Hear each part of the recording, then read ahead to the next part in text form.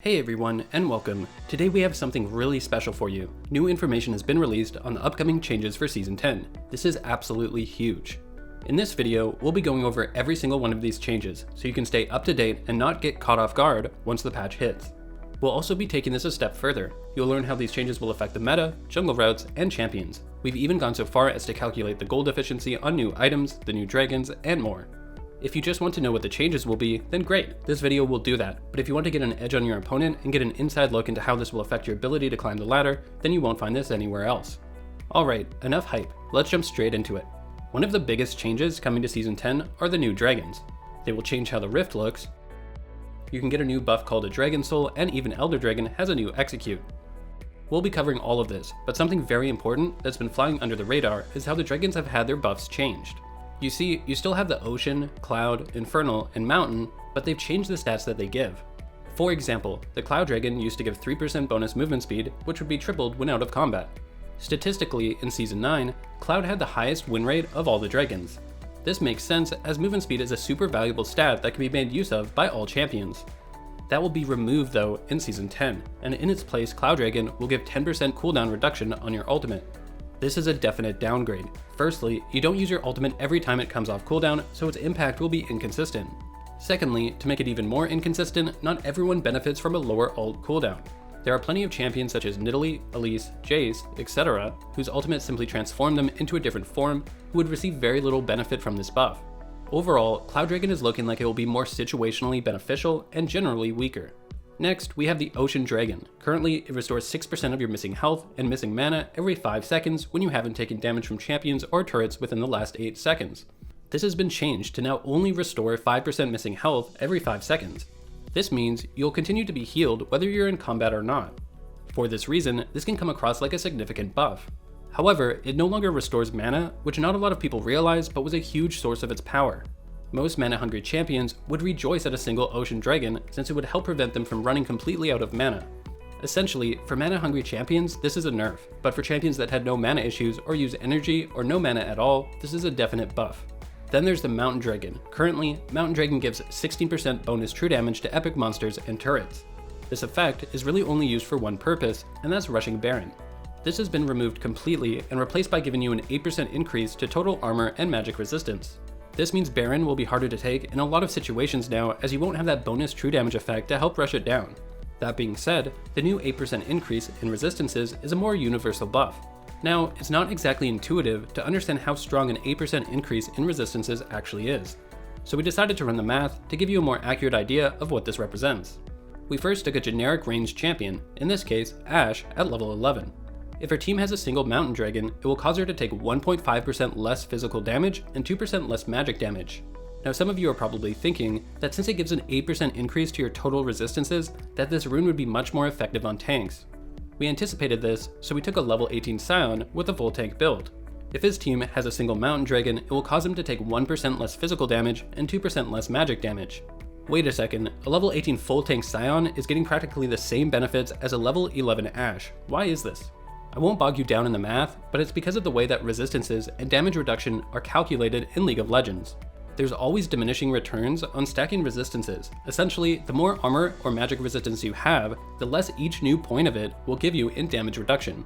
What this means is that the new Mountain Dragon isn't as valuable as many people probably think, mostly averaging at around a 1.5% damage reduction buff for each one you've killed.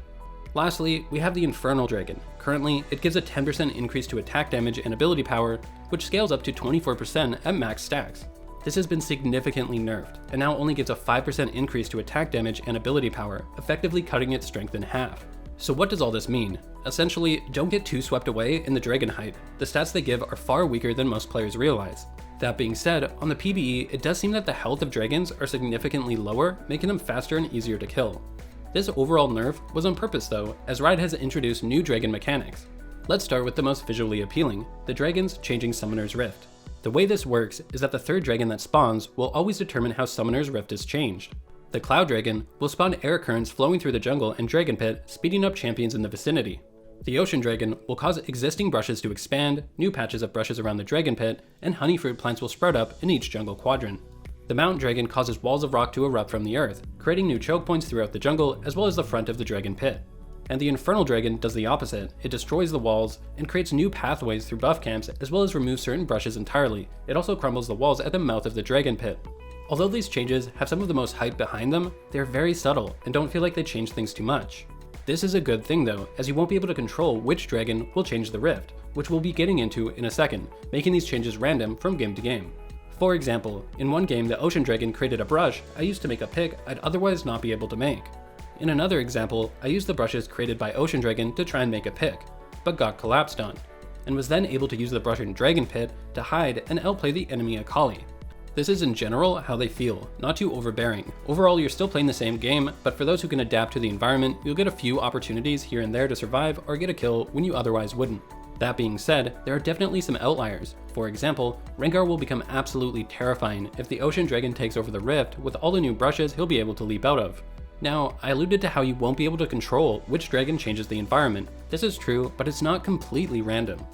The first 3 dragons that spawn in the game will always be unique. This means you won't be able to get 3 mountain dragons or 3 infernal dragons back to back at the start of the game. Instead, you'll have something like 1 infernal, 1 cloud, 1 ocean. The first 3 always have to be unique. You can actually use this mechanic to help predict which dragon will be the one that changes Summoner's Rift terrain. For example, let's say the first dragon was an ocean dragon, the second was a cloud. Well, as we know, the first 3 dragons always have to be unique. This means the third dragon, which will be the one that changes the rift, has to either be an infernal or mountain. Essentially, it's still random, but those players paying attention to the types of dragons for the first 2 that have spawned will be rewarded by knowing the dragon that will change the rift has to be one of the 2 last types remaining.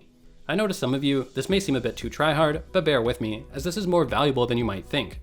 You see, Riot has introduced a new mechanic called a Dragon's Soul. The first team to have killed 4 dragons for themselves will earn a Dragon's Soul. This new buff will persist through death and last the remainder of the entire game.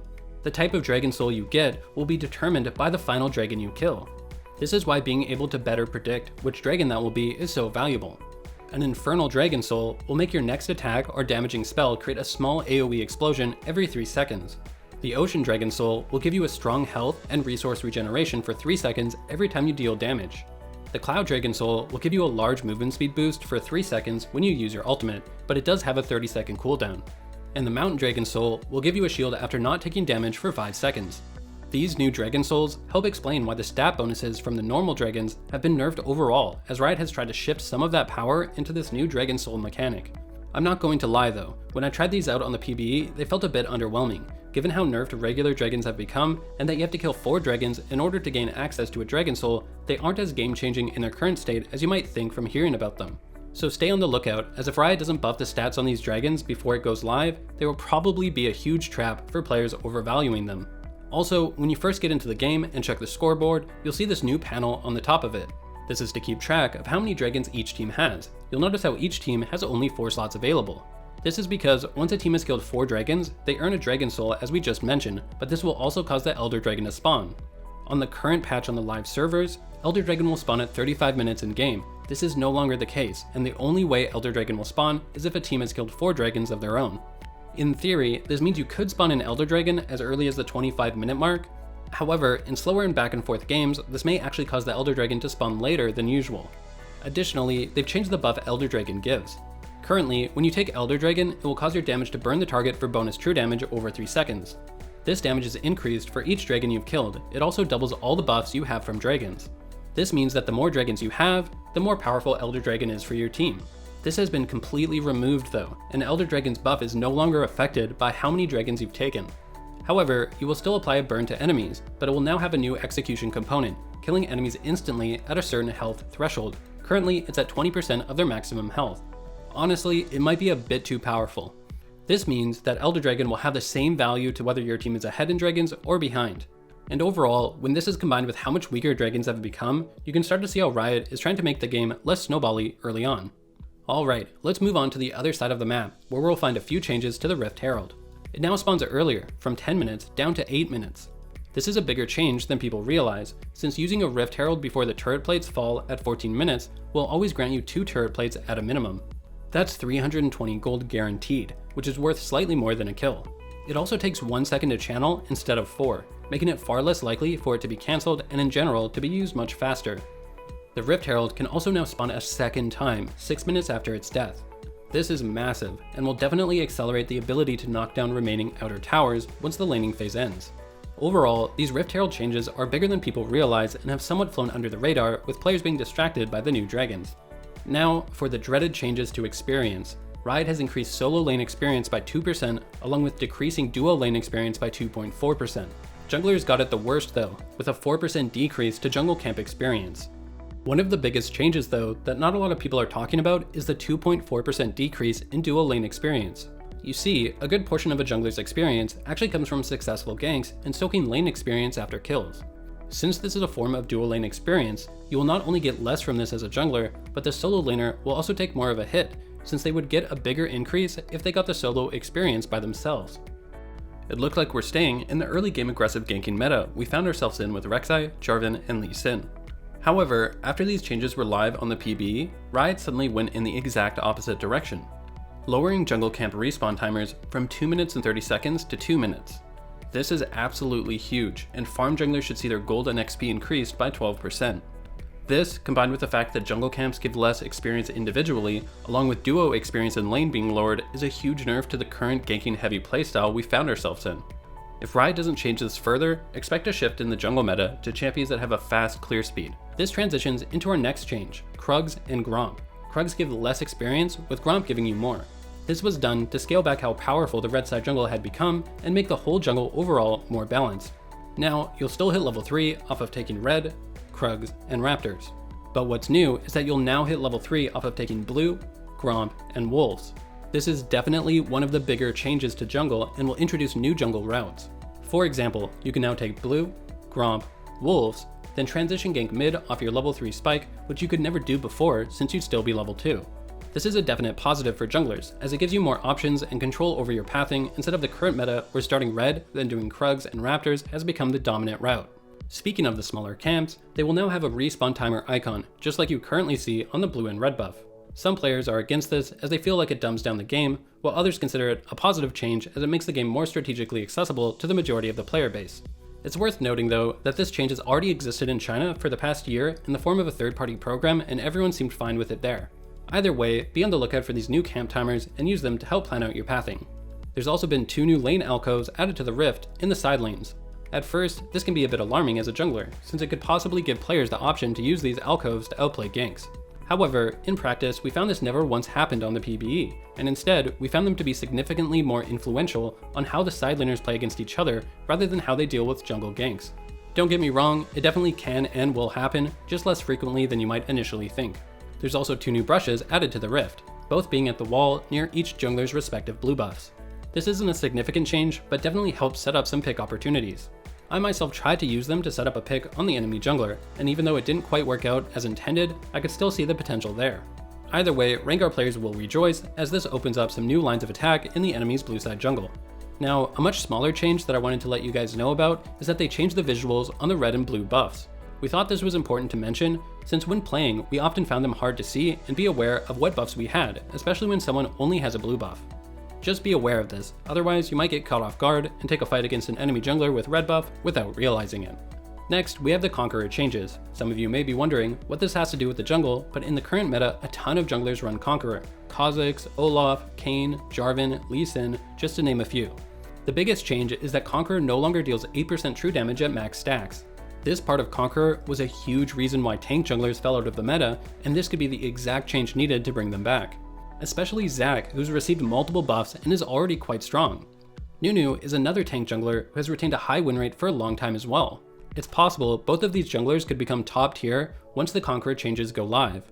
That being said, to compensate for the true damage removal, they made it so you gain twice the stacks, effectively doubling the adaptive bonus you gain. This is cut in half for ranged champions though, so only melee champions can benefit from it. They also doubled the healing you gain at max stacks to 15%. These buffs are deceptive though, since before you would do 8% of your damage as true damage along with healing off pre-mitigation damage, essentially allowing you to heal off of your true damage.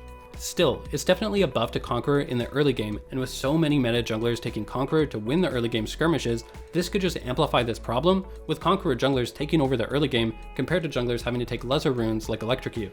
There's also been some changes to lethality items, which a lot of junglers use like Kha'Zix, Shaco, Nocturne, and Rengar.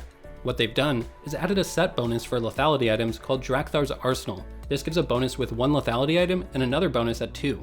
The way this works out mathematically is that you will get an extra 3 lethality at your 2 item spike. For example, if you get a Duskblade and Ghostblade, you'll have 3 more lethality than before. Essentially, your 2 item lethality build is completely the same, just with an extra 3 lethality. However, when you go for a 3rd lethality item, you'll find yourself much weaker than before. Firstly, Edge of Night has been reworked, and you no longer channel it to gain a spell shield for the next 7 seconds. Instead, it will function similar to a Banshee's Veil, granting you a shield after you've taken no damage from enemy champions for 40 seconds. This is definitely a nerf, as all it serves to do is give you less control of when you want to activate it. At the same time, the cost has been increased by 200 gold. You get 50 less health, and you will have 3 less lethality when you have 3 lethality items. It seems that Riot doesn't want players stacking lethality items, and instead wants players to have to choose between only 2 lethality items unless they want diminishing returns. And honestly, the current iteration of Edge of Night looks so weak that Duskblade and Ghostblade look like the only viable option. That being said, they've added a new lethality item called Sanguine Blade. This item costs 3000 gold, gives 45 attack damage, 12% lifesteal, and 13 lethality.